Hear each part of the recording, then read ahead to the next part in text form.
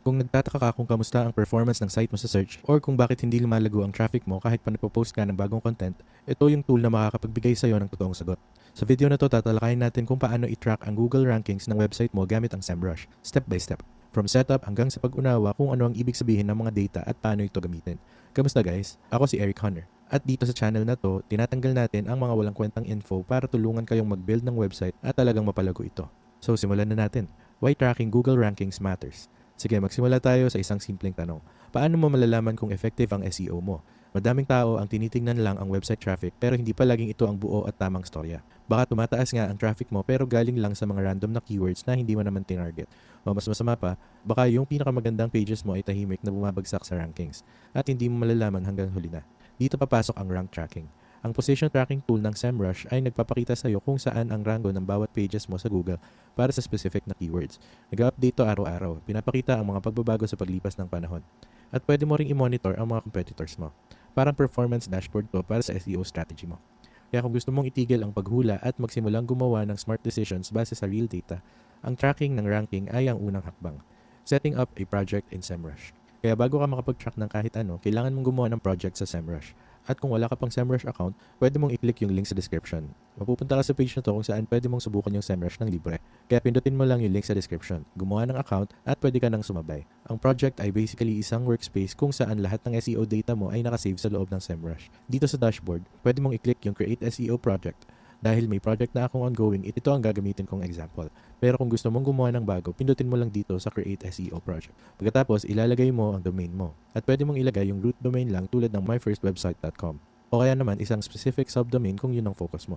Pagkatapos, pangalanan mo lang yung project tulad ng main site SEO. Okay na yun. Ngayon, pagkatapos mong gumawa ng project, tuturuan ka ni SEMrush ng iba't ibang tools na pwede mong i-activate. Starting a position tracking campaign. Dito talaga nangyayari yung magic. Position tracking. Para mo na rin sinabi kay SEMrush na ito yung mga keywords na mahalaga sa akin. Pakita mo kung saan ako nakarank. Kapag nag-setup ka ng bagong campaign, may ilang choices ka na kailangan gawin. Number 1, choose your domain scope. Ito yung nagsasabi kay SEMrush kung gaano ka-specific ang tracking ng pages mo. Ang root domain ay ibig sabihin itatrack nito ang lahat ng pages sa website mo. Kasama na ang subdomains at blog posts. Kung exact URL naman, specific na page lang ang itatrack tulad ng homepage or product page. Para sa karamihan, root domain ang pinaka-okay na option. Number 2, pick your location and device. Kung local business ka, pwede mong i-track ang rankings ayon sa city or state. Kailangan mo rin pumili kung desktop or mobile ang gusto mong i-track.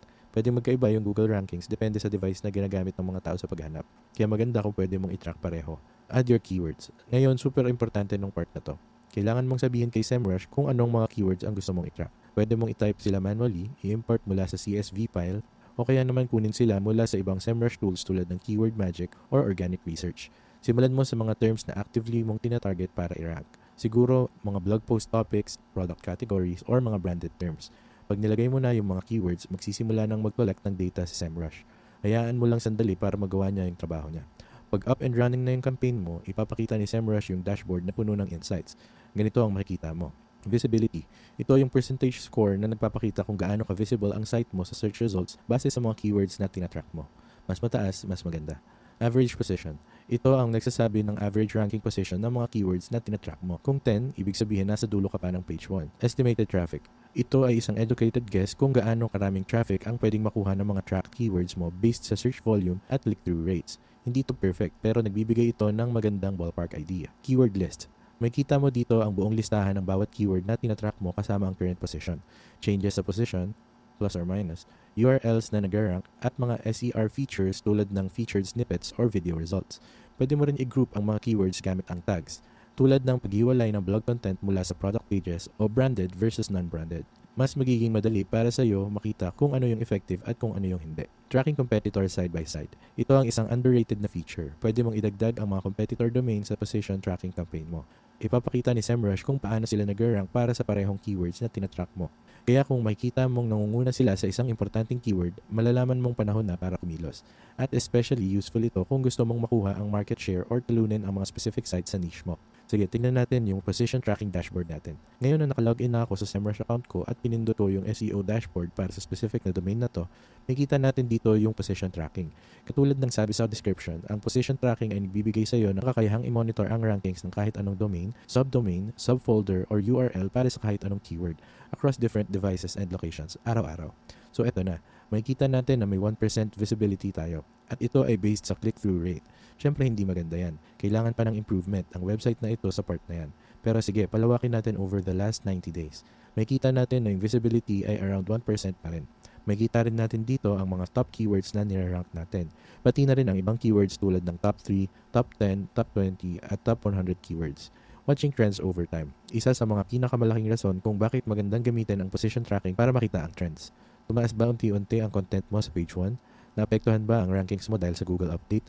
O baka naman ang mga competitors mo ay nauuna na sa'yo? Inaalaw ka ni SEMrush na mag-zoom out at makita ang pagbabago over days, weeks, or months. Overview tab. Dito may kita mo ang snapshot ng visibility mo. Pati na rin ang winners, losers, at traffic estimates. So ito yung overview tab at may kita natin yung mga keywords na nirarank natin over time. Landscape tab. Mas visual to at maganda para makita agad ang mga biglang pagbaba at pagtaas. Ipinapakita nito kung paano nakadistribute ang mga keywords mo sa iba't ibang ranking positions tulad ng top 3, top 10 at iba pa. Cannibalization report. Isa tong malaking bagay. Kung maraming pages sa site mo ang nagsusubok mag-rank para sa parehong keyword, maaari nilang sirain ng isa't isa. Ipinapakita ni SEMrush kung kailan ito nangyayari para maayos mo ito. Kadalasan sa pamamagitan ng pag-combine ng content or pagtatakda ng isa bilang primary page. Automating reports and alerts. Let's be real. Ang mag-check ng rankings araw-araw talagang nakakainis. Pero good news, kayang i-automate yan ni SEMrush. Pwede ka mag-setup ng weekly email reports na nagpapakita ng changes sa mga keywords mo. Pwede mo rin i-export yung mga PDFs kung kailangan mong mag-report sa client or teammate. Makakuha ka ng alerts kapag may major na pagbabago. Tulad ng isang keyword na tumaas mula page 2 papuntang page 1. Siguraduhin lang na i-adjust ang alert settings mo. Kung hindi, baka magka-flood ka ng emails tungkol sa maliliit na changes sa rankings na wala namang gaanong epekto. Tips para makakuha ng mas maraming benefits sa position tracking. Number 1, i-refresh ang keyword list mo. Magdagdag ng mga bagong keywords regularly, lalo na pagkatapos mag-publish ng bagong blog posts or mag-launch ng bagong products. Laging nag-evolve ang SEO. Kaya't ganun din dapat ang tracking list mo. Segment your keywords. Gumamit ng tags or folders para ayusin ang mga keywords mo. Halimbawa, pwede mong isegment ang blog posts, product pages, branded terms, at how-to guides. Mas madali mong makikita kung anong areas ng site mo ang kailangang ayusin. Use the winners and losers report. Ipinapakita nito kung aling mga keywords ang tumaas or bumaba ang position kamakailan. Mabilis tong paraan para makita kung ano ang effective at kung ano ang kailangan pang ayusin. 4. Don't panic over small drops. Natural na mag-bounce ang Google rankings. Huwag mag-panic sa maliliit na drops. Mag-focus sa trends, hindi sa daily changes. Kung isang keyword ang bumaba ng 2 spots for a day or 2, normal lang yan. Pero kung bumaba to ng 10 spots at tumigil doon mo na kailangan mag-investigate. Hindi kailangan maging komplikado ang pag-track ng Google rankings. Gamit ang position tracking tool ni SEMrush, malalaman mo kung saan ang kalagayan ng site mo. Makikita kung alin sa mga pages mo ang effective. Madedetect mo ang issues bago pa ito makaapekto sa traffic mo at matatrack mo ang growth mo over time. Isa to sa pinaka-useful na tool sa SEO toolkit. Lalo na kung seryoso kang palaguin ng site mo at gusto mong siguraduhin na ang mga pagsisikap mo ay talagang magbubunga. Kung gumagawa ka ng unang website mo ngayon o ayaw mo lang mag-fly blind pagdating sa search, dito ka magsisimula. At kung gusto mong magsimula gamit ang SEMrush, may link kami para sa iyo sa description below. Affiliate link yan. Ibig sabihin kumikita kami ng maliit na commission kapag ginamit mo yan, pero walang dagdag na cost para sa iyo. Malaking tulong ang mga commissions na yan para masuportahan ang channel at magpatuloy kami sa paggawa ng free content na katulad nito. Kaya kung gagamitin mo ito, maraming salamat in advance. At kung nakatulong sa iyo ang video na to, huwag kalimutang mag-like, mag-subscribe at pindutin ang notification bell para hindi mo ma-miss ang mga susunod na videos. Dito sa channel, gumagawa kami ng mga videos tungkol sa kung paano gumawa ng websites, nag-explore ng iba't ibang website builders, pinag-uusapan ang mga domain names at marami pang iba. Kaya siguraduhin nyo nakasubscribe kayo. Other than that, salamat sa panonood and takits tayo sa next video.